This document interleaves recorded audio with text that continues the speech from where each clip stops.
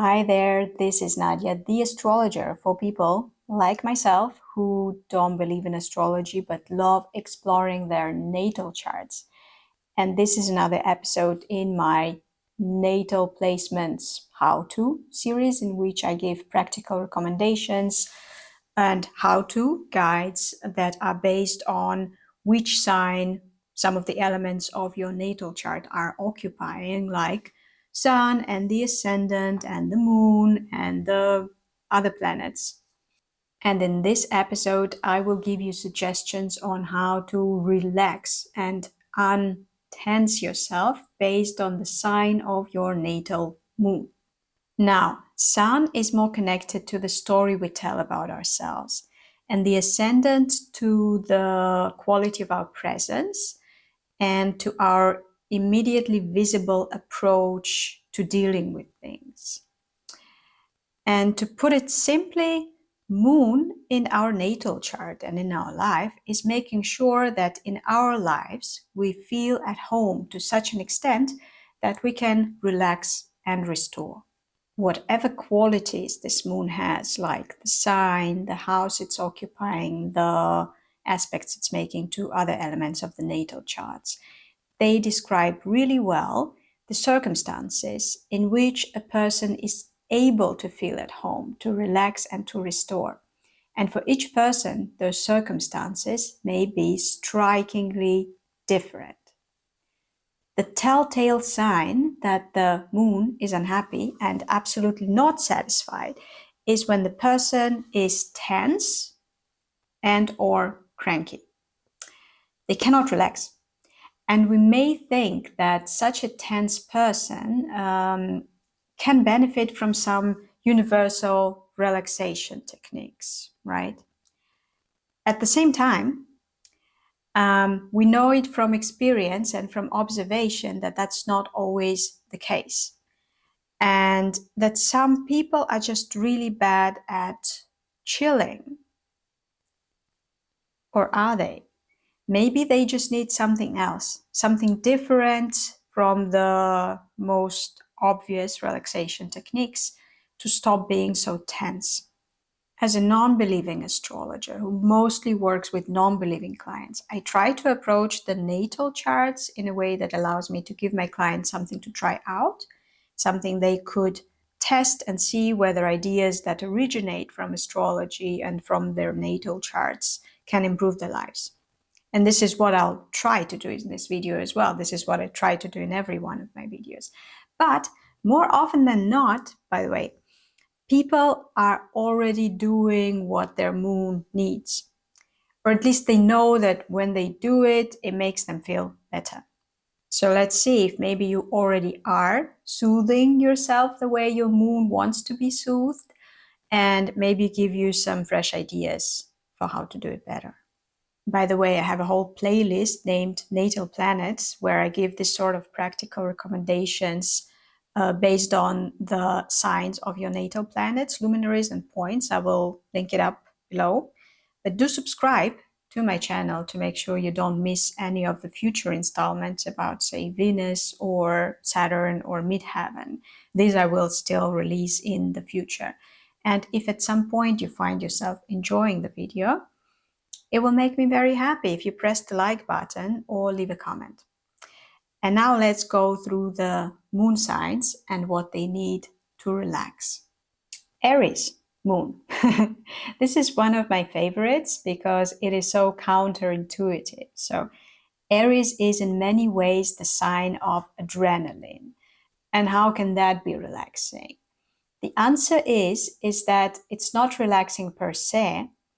It's more like a person with their moon in Aries, if they don't get their fair share of adrenaline, they tend to get tense. And in this tense state, it's hard for them to restore.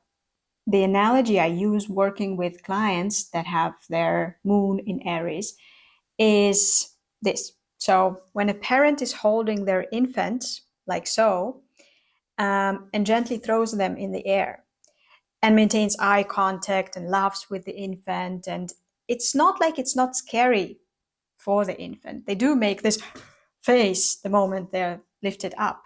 But then the relief is so quick and it's so much fun. It's all in all a great experience, and they do it with the person with whom they feel safe. So it's exciting and exhilarating and adrenaline producing, but it's also safe and comforting.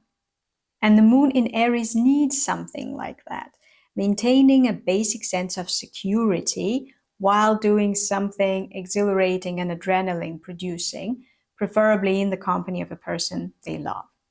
Aries moons are the champions of trying to catch a flight. They somehow end up in situations in which their really good instincts are required. If you have a moon in Aries, I suggest that you try playing verbal sparring, where you try to outwit the willing opponent, or getting a verbal fight with an annoying stranger in real life, not on the internet, because you need a full body experience and just typing cannot provide that. Maybe try controlled risk taking, like fun rides, something which is actually safe but feels risky to the body. Can also be karaoke singing, by the way. Maybe also take on a project with very tight schedule. A looming deadline and the risk of not making it can be terrible for many people. But for you, it holds a strange attraction and can, in a way, return you to life. Another option is anything that feels like adventure, doing something thrilling or spontaneous or risky with a person who shares your appetite for adventure. Now, Taurus. Taurus Moon is very, very simple and easy to understand. Taurus is very much about the body itself, about the parasympathetic system, and about the valuable, expensive things. And so the people with the moon in Taurus generally know already what makes them feel at home. It's a familiar place and routine, tasty food that is full of flavor, nice scents, sensual textures. Basically, everything that caresses their senses, that is reliable, and also luxury, to which I will come back in a moment. So if you are a moon in Taurus and you want to cater to your moon's needs, try one or the maybe some of the following. So anything that pleases your senses and lasts long enough. A nice slow meal, a relaxing massage, sex with a patient, generous partner, a day at the seaside, a really slow day at the seaside. Doing some work with your hands where you touch something to you that seems valuable, like cooking from amazing ingredients, oil painting, gardening, maybe some arts and crafts, but with really nice high quality materials. Flowers, but also some other pleasant flora and fauna, pets, maybe if they're not a lot of trouble, if you really enjoy them. And finally, things that are of great quality, that have, very important, a great resale value. They're most probably some luxury items, but the price alone won't cut it for you. You also need quality, some kind of sensual or aesthetic aspect to it. You would be deeply pleased if someone gives you a beautiful, expensive, and somewhat relaxed handbag that is not only pleasing to touch and practical, but can also be sold for a lot of money if you need it. So people who want to please you with their gifts and offerings and who have the money should absolutely take you shopping and be extra generous. Gemini Moon, that is another interesting one. Interesting because we associate moon with the need to calm down. And Gemini is such a fidgety sign. So a happy Gemini moon is definitely not calm.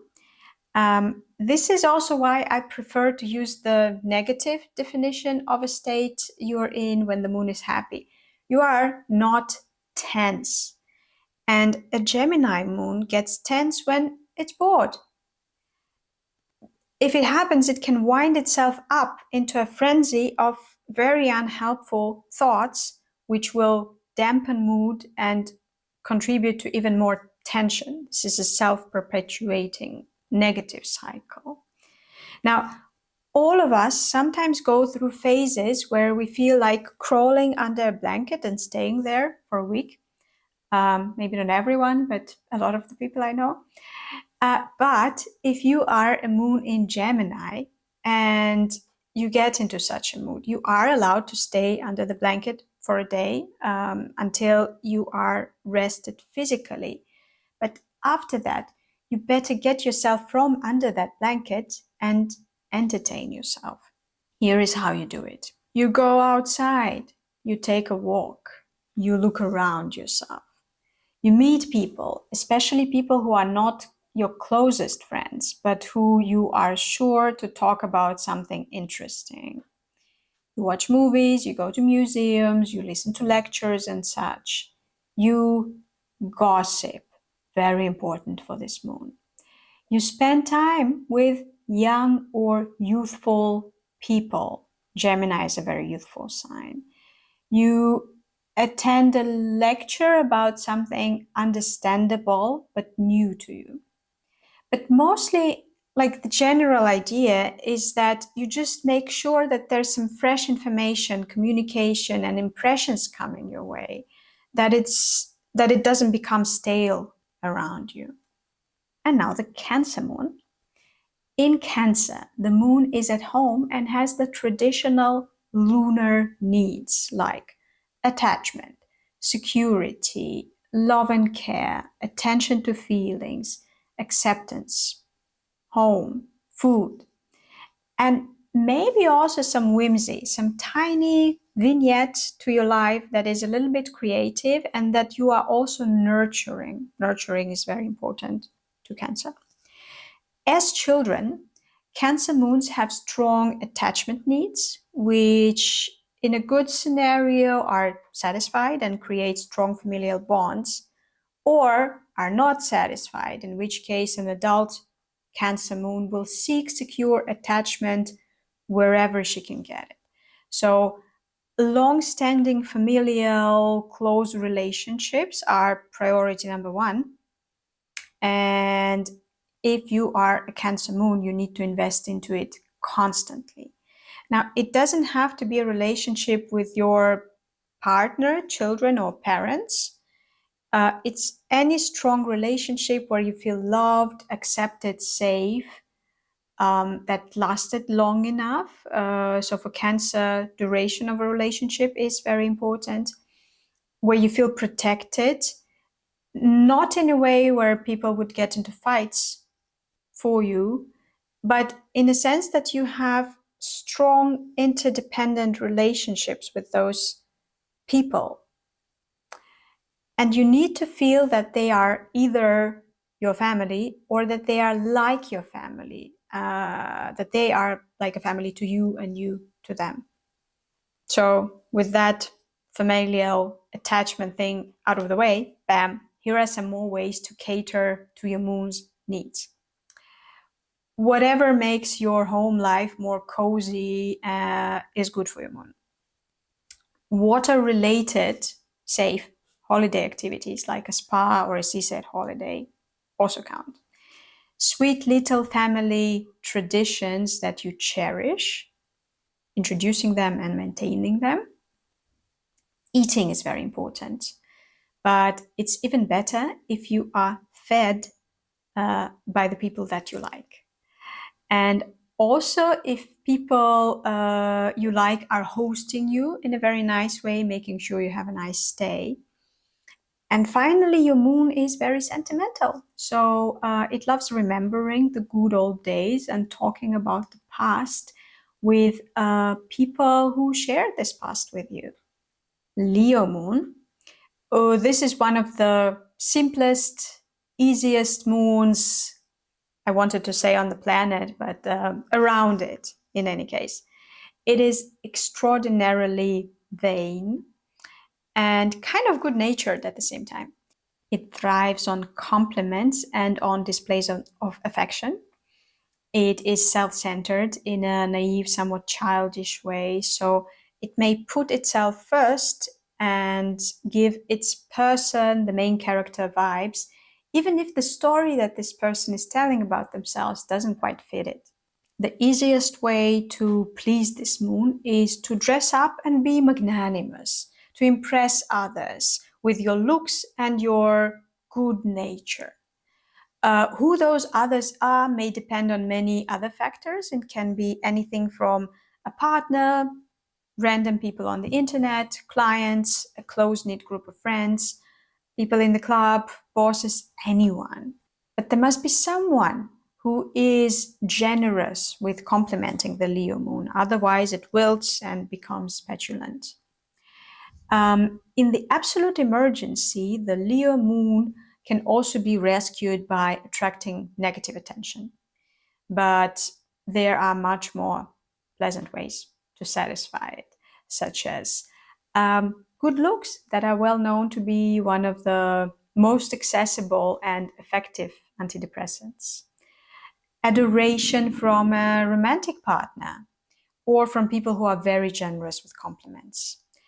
Creative expression, that is being creative and being seen in your creative activity. Status symbols like luxury items or experiences. I already suggested something like this for Taurus moon, but they are a bit different. So if for a Taurus moon, sensual qualities and resale values are more important, a Leo moon will be more impressed by how it looks on them or in the background, if we're talking about experiences, and how much of a status symbol it actually is. And also, weirdly, being generous can also satisfy this moon. Leo is a regal sign, so a Leo moon may actually feel better if it is behaving like a good, benevolent ruler. Virgo moon. This sign doesn't have a good reputation when it comes to happiness, and for good reason. It's not made for resting on laurels. The feeling of, I have arrived, this is it, this is the peak of my achievement, and I want to bask in this glory forever is totally foreign to this moon and frankly not attractive. It can actually make this moon, you guessed it, tense. To help it untense, we would need to give it a task and let it perform it well. So do something right. Be clear about the standards it has and adhere to those standards. It also likes being useful, but only if people who benefit from it being useful do not take this moon's person for granted. So here is what can help the Virgo moon give you a feeling like you are at home in your own life and allow you to restore. Number one is dealing with mature, competent people who know what reciprocity is and who return favors habitually because they are grown-ups and not 5-year-olds. Then, having a manageable to-do list and ticking things off this manageable to-do list, having some sort of health and treatment program so that you know you are working on your health, taking classes that allow you to be better at your job can be very important. Actually using the things that you have learned in those classes and being better at your job. Teaching others to do something. So not like passing down some grand theory or something, but making sure that people that you are for some reason responsible for improve their skills. And then also maybe getting your hands dirty, doing something practical, some crafts project or something where you can see the actual physical results of applying effort very quickly. Now, Libra. This is the sign that it's all about harmony, beauty, equilibrium, and aesthetics, and fairness and decorum. It is sensitive to the disturbances in the aesthetic field, and it requires a somewhat controlled, curated environment to be able to relax and breathe. And number one treatment that can help this moon ease up and restore is beauty and art in all forms, but above all, in the form that is humane and representing somebody's good taste. This moon can be generous with praise, and it loves giving out recommendations. So a nice process would be for the person with the moon in Libra to fall in love with something or somebody, not necessarily not romantically, and to then share its delight in this thing or person with others. This benefits the Libra moon threefold. First, they get to enjoy what they like a restaurant or someone's art or a talk. Second, they get to be generous, which is also somehow a Libra's quality, and they help connect the thing or the person they like with the rest of the world. And third, this process helps them establish a reputation of a person with a great taste and good connections. Other than that, here is what can help this moon cheer up and feel good in the world. Flowers and pleasant scents, so perfume. Meeting people you secretly admire would be amazing for this moon. Original art, like really, if your loved one is a Libra moon and you are looking for a present, find out who their favorite affordable artists are or contemporary creatives that they admire, could be a designer or something, and try to get at least an autograph, but the piece itself is preferable, of course. Another thing would be going out as a well-dressed couple. Or another option is taking part in some not gigantic undertaking that restores fairness, at least somewhat. Scorpio Moon. Scorpio is known to be intense, to have very strong feelings. And the moon is kind of like the feeling organ in the natal chart. So yes, this moon can be emotionally volatile and intense in a positive as well as in negative sense. Scorpio is also the sign of deep intimacy. So having relationships where this sort of intimacy is possible is really important for this moon. This is first and foremost romantic, erotic partnerships, relationships, very rarely friendships. In a way, what makes this moon tense up is the absence of drama, or at least of strong, intimate feelings, of this intense sensation of being emotionally true, naked, open with someone, of being seen in your very passionate state. So in order to satisfy this moon, one needs to experience or fabricate such cathartic release situations. And here is what might be helpful. Art, but not just any art. Scorpio Moon needs art that produces an intense emotional response. It could be poetry or music or a movie or a play, something that touches you deeply and awakens something in you that is complicated and poignant and strong. Another thing would be an emotionally honest communication with your partner, which centers around complicated feelings and how they exist in you, in your relationship, etc. Passionate sex, although this one is a no-brainer. Also, talking about traumatic experiences that either you had or the person you're talking to or anyone. And another one is controversial, but I believe that it can actually benefit this moon. It is over dramatization, going for a little while into an unpleasant feeling, amplifying it, wallowing in it, losing yourself in it for a while, and then resurfacing up, changed and renewed. So experience transformation, which is a very Scorpionic thing, by giving into the feeling that is unpleasant and maybe even painful. Sagittarius Moon. Like all other fire moons, this one is rather optimistic and aspirational.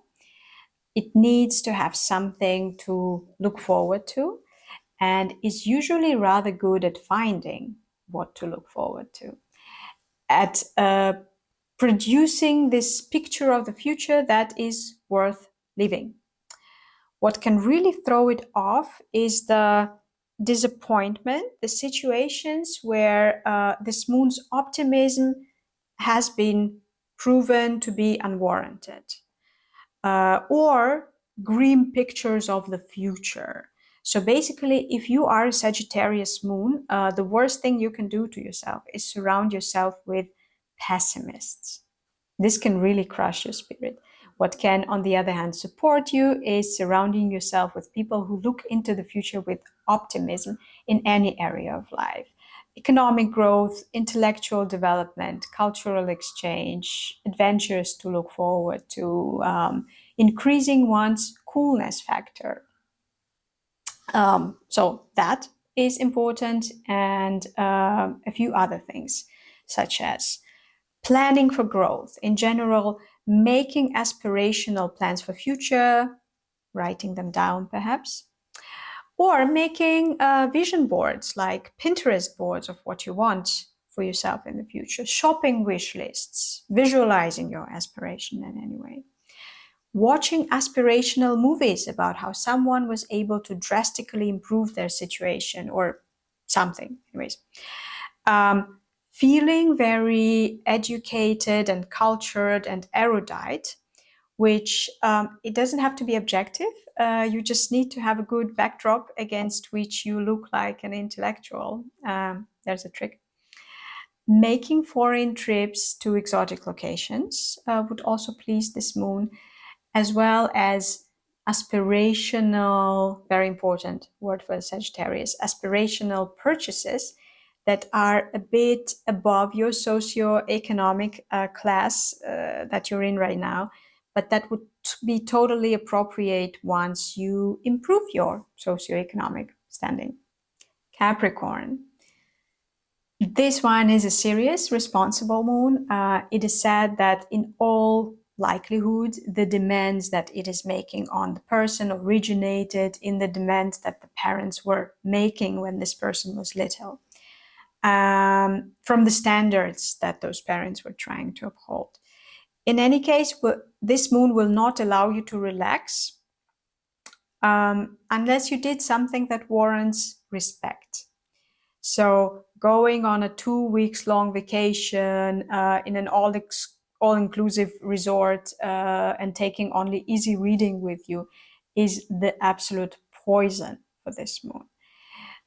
This moon needs you to be doing something difficult or at least useful. So very advanced hiking would do because it's difficult, as well as working on some home improvements, useful, or taking a very demanding meditation course because it's probably difficult and useful. Personally, I love this moon, so I want people who have it to be very comfortable with it. And for this, you need to do a bit of an extra effort. So, for example, do your job well. One can never underestimate just how much this will allow a Capricorn moon to ease up. Uphold some moral principles in your own life. Do the right thing, even if it's difficult. Reward others for also doing such things, like doing their job well and doing the right thing. Don't be too flashy about it, but make sure that people know that someone has noticed that they did something difficult or right and appreciated it. You can also check in with your long-term plan mark your progress, make some adjustments to make sure it's realistic. It's also very nice for the Capricorn Moon if you have savings and some form of insurance. And this one would sound weird, but if you are a Capricorn Moon, try it out and see how it makes you feel. It is preparing for the worst case scenario, not obsessing over them, just making a super short plan on what options you have in case things do not go as planned. Now to the Aquarius Moon. This is an interesting one. Aquarius is a weirdo, and this moon does tense up when it feels like the life you live is too basic and ordinary or predictable. Like if you're conservative, boring relatives who are well-meaning are absolutely happy with how you live and are making an example out of you to try to get their children to aspire to be more like you, you have a problem. It may even be that this ordinary life is the life that you were trying to build, that this was what you wanted for yourself, and now you have finally achieved it. Shouldn't you be happy? Not according to an Aquarius moon. It wants your life to be weird, or in other words, it wants you to follow your path, to be a true individual. And it is hard to tell if this is the case if you are doing what everyone else wants you to do. So in order to please this moon, try doing one of the following. Do something that your boring relatives don't approve of, or at least will not do themselves.